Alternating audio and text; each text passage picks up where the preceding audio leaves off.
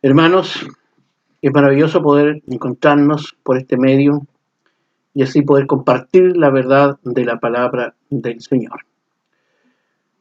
Quiero meditar esta tarde, en este momento, en la carta de Pablo, primera carta a los Corintios, en el capítulo 2, versículos 1 al 5, que dice lo siguiente. Así que, hermanos, cuando fui a vosotros, no fui con altivez de palabra o de sabiduría a anunciaros el testimonio de Cristo, porque no me propuse saber algo entre vosotros, sino a Jesucristo y a este crucificado.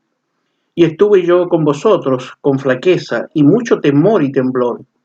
Y ni mi palabra ni mi predicación fue con palabras persuasivas de humana sabiduría, mas con demostración del Espíritu y de poder, para que vuestra fe no esté fundada en sabiduría de hombres, mas en poder de Dios. Viviendo con sabiduría. En este capítulo el apóstol Pablo está hablando de la sabiduría de Dios y dice que su predicación no está basada en conocimiento humano, sino en la sabiduría de Dios, que este mundo secular sabemos que desconoce y que solo el Espíritu de Dios puede revelar a las personas. Los hijos de Dios, los creyentes, a pesar del limitado conocimiento que podamos tener, los cristianos conocen las cosas de Dios por el Espíritu y las enseñan, no con palabras de humana sabiduría, sino con palabras del mismo Espíritu de Dios. El hombre natural, el no cristiano, no puede discernir, comprender las cosas del Espíritu. Le son locuras, dice Pablo. Hoy día muchos dicen, es un fanatismo sin sentido. Pero el espiritual puede conocerlas, puede entenderlas y enseñarlas, porque tiene aquel la mente de Cristo. A lo largo de este capítulo, Pablo deja en claro que la gloria de la fe cristiana está en el contenido del Evangelio y no en la forma de su presentación. Pablo nos recuerda que tenemos al alcance la bendición de la sabiduría de Dios. Pero, lamentablemente hoy, muchos cristianos están desechando esta sabiduría y están siguiendo fascinados sus propios razonamientos. Y además las novedades de las ideologías de turno. Claramente, una vida así va a terminar muy dañada. Por esta razón, hermanos, Pablo aquí nos llama a volver a depender únicamente de la sabiduría de Dios. Y es paradójico que en medio de tanto conocimiento actualmente veamos un retroceso tan marcado de la sabiduría de las personas. Veamos algunos puntos relevantes que quiero resaltar en este capítulo. No voy a hacer un comentario expositivo de todo el capítulo, pero sí voy a saltadamente a enfatizar algunos aspectos de él. Lo primero que quiero decir es que Pablo aquí hace una defensa y ensalzamiento de la sabiduría de Dios, versículos 1 al 5. En estos versículos, que usted puede revisar en su Biblia, Pablo muestra que el éxito del Evangelio no depende del conocimiento humano. Y si vamos a hablar de la sabiduría de Dios, permítame primero definir un poco limitadamente este concepto. Hay una palabra en hebreo que es jogma, que se refiere a pericia, que significa sabiduría. En el griego hay una palabra, la más característica es sofía, que es sabiduría. Sabiduría es más que conocimiento, es el buen juicio desarrollado por la experiencia, por la observación y la reflexión. La sabiduría es una función de la mente que usa el conocimiento y experiencia en una forma ética para actuar conforme a la voluntad de Dios y para la gloria de Dios. Esta sabiduría bíblica viene del Señor por la obediencia a sus mandamientos. Dice Job en el capítulo 28, texto 18-28, la sabiduría es mejor que las piedras preciosas.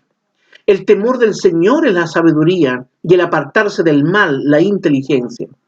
Claramente, hermanos, la sabiduría es muy valiosa en la palabra del Señor.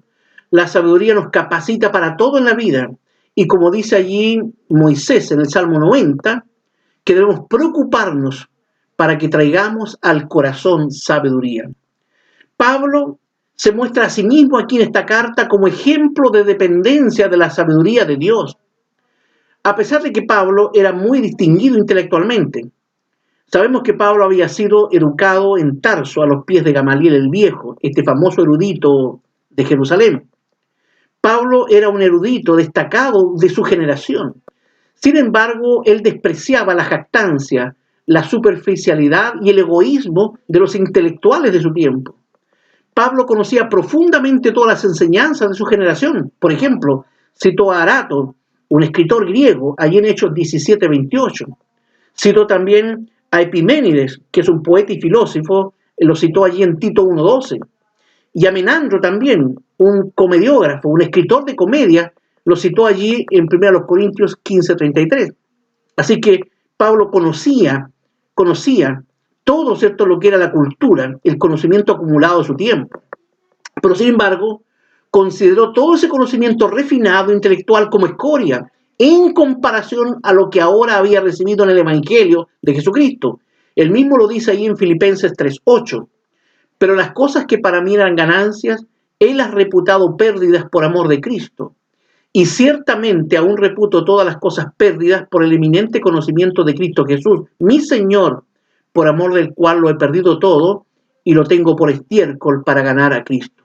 Así que por esta razón, Pablo renunció a acomodar el Evangelio al estilo secular de la filosofía griega, ni estuvo dispuesto a adornar la verdad del Evangelio con sabiduría pagana.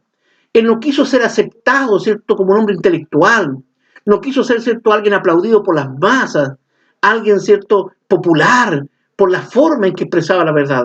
Pablo se preocupó de expresar la verdad pura y limpia del Evangelio precioso de Cristo. Pablo se negó a predicar con sabiduría humana. Versículo 1 de este capítulo 2 lo dice. Aunque era un hombre brillante, como ya dijimos, intelectualmente, él solo quería que su fe dependiera del poder de Dios. Pablo dice en el versículo 5 que nos ha comunicado un tesoro de sabiduría que a nadie se le podía ocurrir ni podía entender, a no ser mediante la influencia iluminadora del Espíritu de Dios. No predicó Pablo como hoy día se hace, no predicó a la carta, a lo que el público, las masas piden. Su predicación no fue de autoayuda, no fue una predicación terapéutica o motivacional, cosas tan relevantes hoy día para muchos expositores, sino que predicó en el poder de Dios y con la sabiduría de Dios y con un mensaje central, el Evangelio de Cristo, la cruz de Jesucristo. Porque el mensaje de Pablo se basaba solo en la cruz de Cristo. Eso lo dice el versículo 2. Porque no me propuse saber algo entre vosotros, sino a Jesucristo y a este crucificado. Así que este era su mensaje de sabiduría, el Evangelio de Cristo, la persona de Cristo, la obra de Cristo en la cruz. Esto era lo único que Pablo quería conocer y lo único que quería proclamar. Su único mensaje era Cristo y este crucificado. Porque sabemos que Cristo es la sabiduría de Dios. Allí está concentrada toda la sabiduría de Dios en la persona de Cristo. Y es lo que la iglesia, los cristianos, tenemos que predicar, especialmente en estos tiempos donde vemos una desesperación, donde vemos una locura, donde vemos, ¿cierto?, una falta tan grande de sabiduría, de discernimiento para actuar en la vida. Pablo predicaba con temor y temblor, como lo dice aquí versículos 3 y 4, no dependiendo de sí mismo, sino de la escritura, de la palabra de Dios y del Espíritu del Señor. No pretendía agradar a los oyentes, no buscaba la aceptación de su congregación, ni buscaba satisfacer la curiosidad intelectual de otros, especialmente de las personas más jóvenes.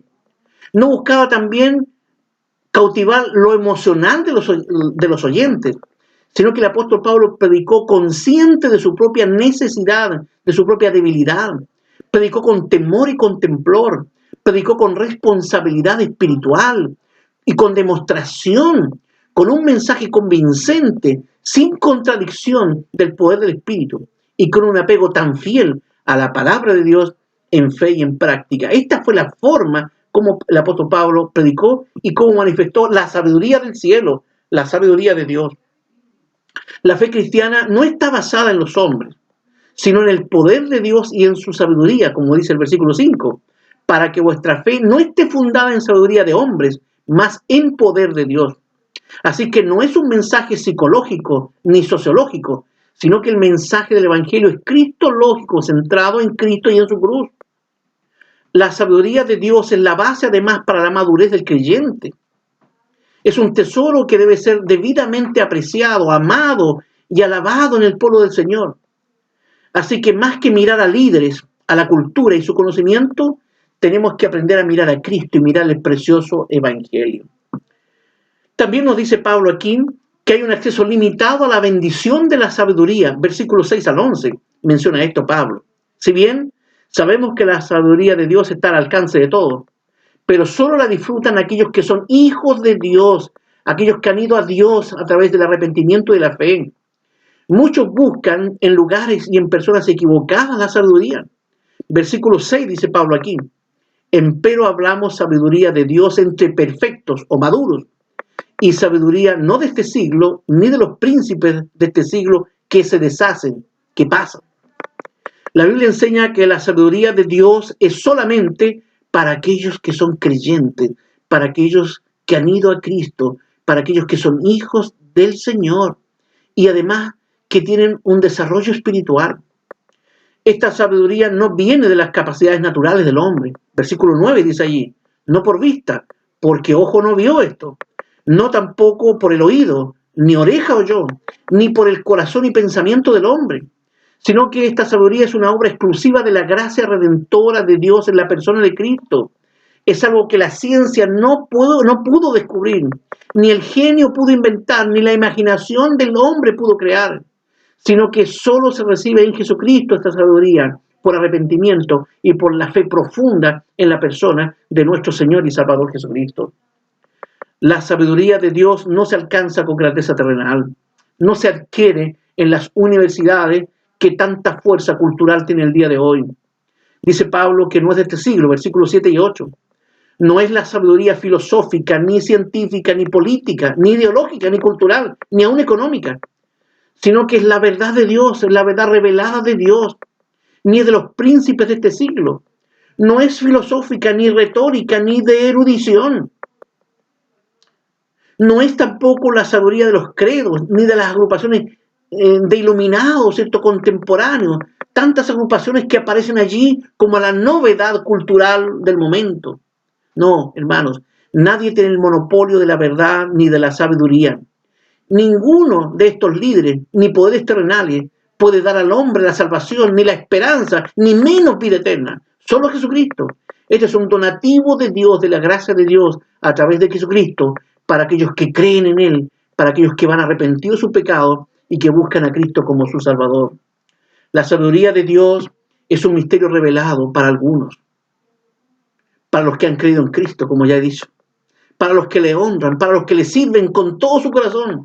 Es para los que han sido elegidos y alcanzados por la sabiduría predestinada desde la eternidad, como dice Pablo aquí. Y nosotros hemos recibido sabiduría no para nuestra gloria, no para nuestra jactancia, sino para disfrutar de los gloriosos beneficios de la salvación preciosa. Esta sabiduría es para los que viven amando a Dios y que viven madurando en su fe, para los que viven guiados por el Espíritu Santo de Dios. Dice versículos 9 y 10, cosas que ojo no vio, ni oreja oyó, ni han subido en corazón de hombre, son las que Dios ha preparado para aquellos que le aman. Es para los creyentes. Y los creyentes somos privilegiados, hermanos. Y es nuestro deber cristiano actuar con sabiduría de lo alto, con sabiduría en la vida. Y debemos conducirnos como cristianos a la altura de estos privilegios que tenemos en la persona de nuestro Señor Jesucristo.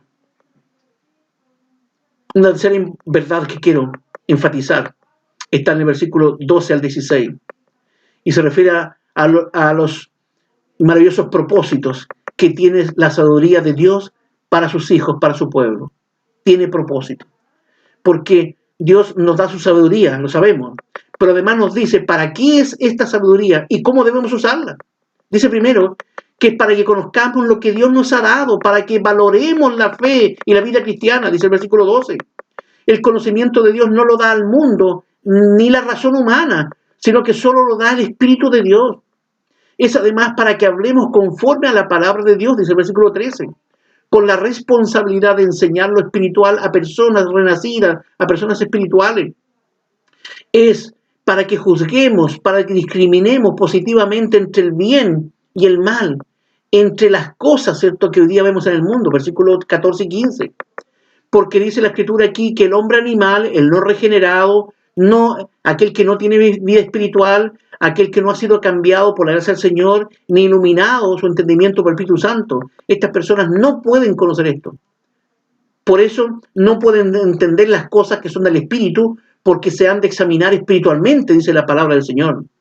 Por eso es que muchos cuestionan lo que no conocen, cuestionan lo que no pueden comprender porque no son hijos del Señor, porque su entendimiento no ha sido iluminado. Dios no ha arrojado luz en su mente para que puedan comprender la verdad. La sabiduría es para que pensemos, hermanos, en la práctica con la mente de Cristo. Cuán importante es esto en estos días, vivir con sabiduría de Dios y actuar con la mente de Cristo en un mundo tan convulsionado, en un mundo tan loco, en un mundo, ¿cierto?, tan ruin como en el cual usted y yo estamos viviendo el día de hoy. Pero esta sabiduría además no es para nuestra propia gloria. La enseñanza de la Escritura es muy clara.